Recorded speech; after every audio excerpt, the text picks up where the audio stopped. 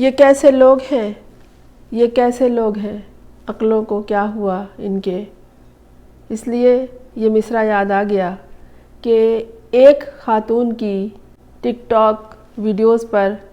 اعتراضات اٹھائے جا رہے تھے کہ دوسری نے بھی یہی کچھ شروع کر دیا۔ شرم بھی نہیں آتی، خیال تو خیر ہوتا ہی نہیں ہے جب تک کہ ان کے کارکن ڈنڈا نہ اٹھائیں اور انہیں اعتراض کے تابڑتوڑ حملے کے نیچے دبا کے نہ رکھ دیں۔ مریم نواز کی ٹک ٹاک ویڈیوز جو سامنے آ رہی تھی اس پہ تو اعتراضات ہو ہی رہے تھے، لیکن ساتھ پی ٹی آئی کی مشال یوسفزئی نے بھی کیا کیا کہ ان کے اگر کروڑوں کے جہاز کی بات ہوئی تو انہوں نے فارچونر کی خبر لیک کر دی اور صفائی پیش کر رہی ہیں کہ میرے ادارے نے سماجی بہبود خیبر پختونخوا نے یہ کہا کہ ان کے پاس میڈم کے پاس گاڑی نہیں ہے تو ان کے لیے فارچونر ہونی چاہیے، اور کروڑوں کی بات یہاں بھی ہو گئی۔ اور پتہ نہیں یہ لوگ خبروں میں رہنے کے لیے اس طرح کی حرکتیں کرتے ہیں یا پھر اگر انہیں معلوم بھی ہو گیا ہے، انہیں عزت کچھ عزیز ہے، کچھ سمجھداری سے اگر کام لینا چاہیں تو یہ اپنے اداروں کو منع بھی کر سکتے ہیں کہ بھائی فارچونر نہیں چاہیے۔ خیبر پختونخوا کا حال دیکھو، لوگوں کو روٹی میسر نہیں ہے، روٹی کی بات آ گئی تو باپ بیٹی دونوں نان بائی کی دکان پہ پہنچ گئے۔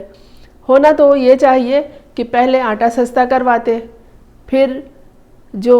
لکڑی پہ اگر روٹی پک رہی ہے تو لکڑی سستی کرواتے، اور اگر گیس پہ پکائی جا رہی ہے تو گیس کی قیمت کم ہونی چاہیے، اور جو بجلی استعمال ہوتی ہے اس کی قیمت کم ہونی چاہیے، اور جو فیول استعمال ہو رہا ہے سامان کو لانے لے جانے کے لیے اس پیٹرول کی قیمت کم ہونی چاہیے۔ پھر اگر پہنچا جائے روٹی کی دکان پر کہ بھائی روٹی اتنی مہنگی کیوں ہے تو بات سمجھ میں آتی ہے کہ ہم نے تو ہر اشیاء ضروریہ کو سستا کر دیا ہے، پھر یہ روٹی 20 روپے کی کیوں ہے یا 16 روپے کی کیوں ہے۔ لیکن اگر آپ کچھ نہ کریں، عوام کو کسی قسم کا کوئی فائدہ نہیں پہنچائیں، بلکہ اپنے ماتھے پر کرپشن بدعنوانی کی پٹی باندھ کر اور ناک کے نیچے ماسک لگا کر پہنچ جائیں نان بھائیوں کی دکان پر یہ کہنے کے لیے کہ روٹی سستی کرو، تو یہ بات تو سمجھ نہیں آتی کہ ان کے عقلوں کو کیا ہو گیا ہے۔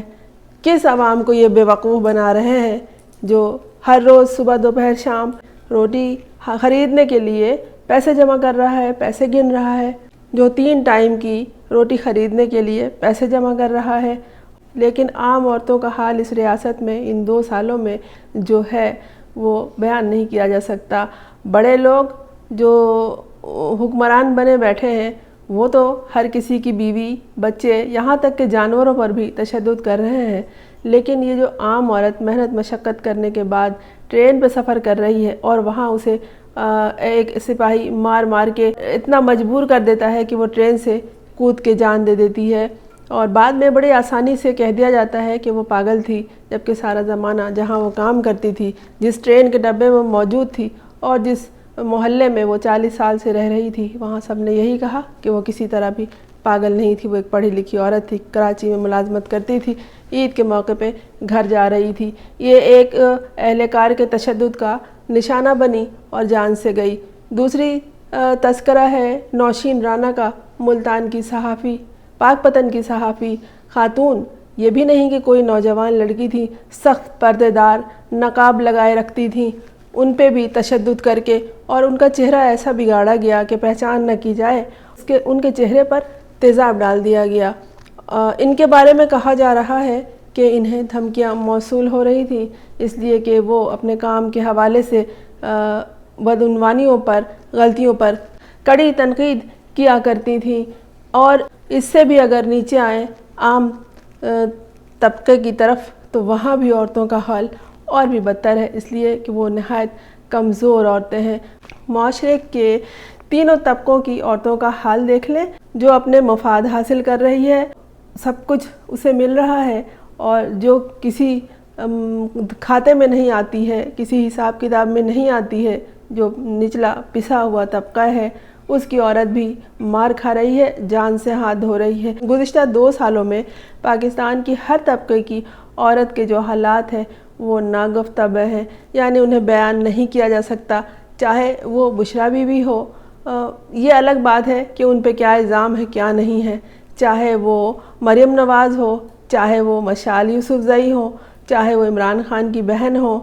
چاہے وہ ملت ایکسپریس ٹرین میں سفر کرنے والی اور پولیس اہلکار کے ہاتھوں مار کھانے والی ایک محنت کش عورت ہو، چاہے وہ نوشین رانا پاک پتن کی خاتون صحافی ہوں، اور اس سے بھی نیچے اگر دیکھ لیں اپنے آس پاس تو عورتوں کے ظلم و ستم کے، یہ تو تشدد ہوا ہے، ان سب پر تشدد ہو رہا ہے، لیکن ایک جو مینٹلی ٹارچر ہے اس کا شکار ہر عورت ہے، چاہے وہ چار دیواری کے اندر ہے، چاہے اپنے گھر سے باہر کسی کام سے نکل رہی ہے۔ اگر مورخ ان 2 سالوں کی تاریخ لکھے گا تو اس کے ہاتھ کچھ نہیں آئے گا کہ پاکستان جو ایک ایٹمی ملک ہے، جو ایٹمی قوت رکھتا ہے، اور بجائے کہ یہ دن بدن بہتر سے بہتری کی جانب گامزن ہو، صورتحال بد سے بدتر ہوتی چلی جا رہی ہے۔ جو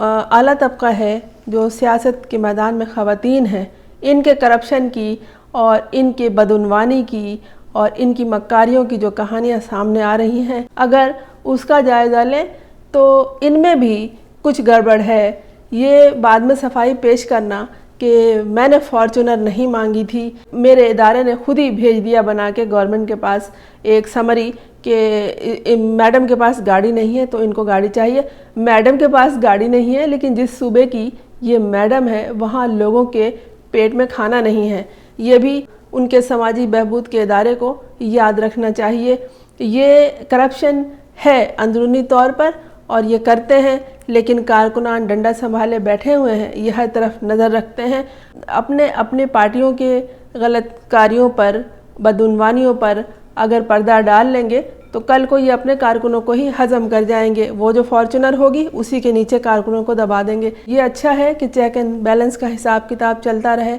لیکن یہ جو بعد میں صفائی آتی ہے نا کہ یہ ہم نے نہیں کیا ہے، وہ ہم نے نہیں کیا ہے۔ مریم نواز کے ٹک ٹاک پہ اعتراض کر رہے ہیں، لیکن ادھر مشال یوسفزئی اور علی امین گنڈا پور کی بھی ٹک ٹاک ویڈیوز چل رہی ہیں۔ اتنا شوق ہے انہیں ٹک ٹاک بنانے کا اور اپنے کام کی آڑ میں، پی ٹی آئی کی سیاست کے آڑ میں اس طرح کی اداکاری کرنے کا، تو بہترین طریقہ یہی ہے کہ اداکاری شروع کر دیں، یہ راستہ چھوڑ دیں، یہاں عوام کے اوپر بڑی کڑی گزرتی ہے۔ میں ہوں فرزانہ روحی اسلم، آپ نے اس چینل کو اگر سبسکرائب نہیں کیا ہے تو کر لیں تاکہ میرا اور آپ کا تعلق جاری رہے۔